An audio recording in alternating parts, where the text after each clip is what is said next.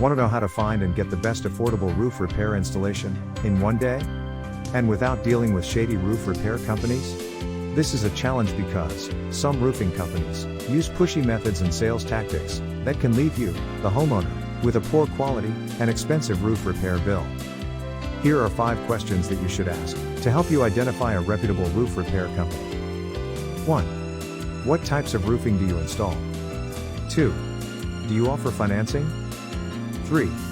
Do you work with homeowners insurance to file claims? 4. Do you have a current license to do this work in my area?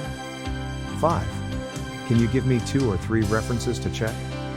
Now that you understand some of the top questions you should ask your West Orange roof repair contractor, there's no reason to keep struggling with that leaking roof and dripping water inside your home. Ready to get help with a reputable West Orange roof repair contractor? Visit us online and follow the link below.